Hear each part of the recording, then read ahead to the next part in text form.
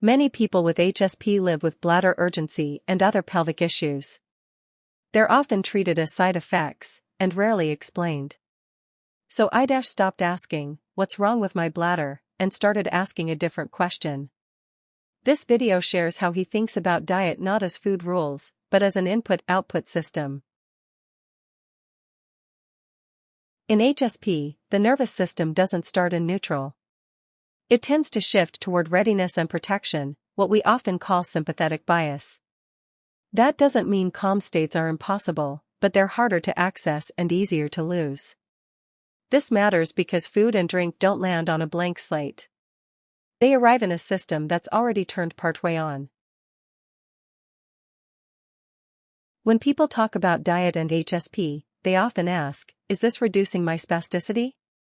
I asks a different question. Is this making my nervous system easier to live in?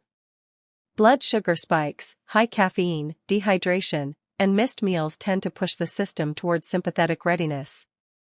Clean food, steadier glucose, hydration, and regular meals can make parasympathetic states easier to access.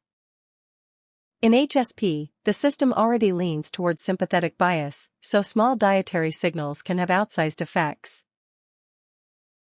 This image shows how I thinks about diet in HSP, not as food rules, but as an input-output system. On the left are the inputs, what goes on the plate and what goes in the cup.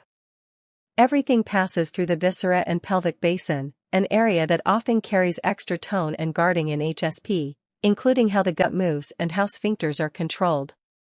On the right are the outputs. For the bladder, that can show up as urgency, disrupted sleep, and fatigue, when control and coordination are harder to access.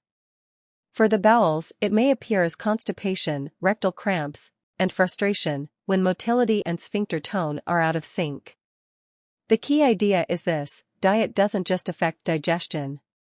It shapes the conditions the nervous system and pelvic control are working under. This is one lived framework for making sense of that chain. Diet does not fix I-'s neurological condition. But it does shape the environment in which his nervous system is operating in. In this map, the green zone highlights food, hydration, and BMI. These don't sit in isolation. They interact with sleep, stress, mood, energy, and movement. For I-, nutrition and hydration influence how reactive his nervous system feels, how predictable his energy is. BMI matters here too, but not as a goal. It's a downstream signal. When food and hydration are supportive, they don't remove spasticity, but they can lower background noise in the system, making movement easier to sustain. So in HSP, diet isn't a cure. It's one lever in a much larger ecosystem.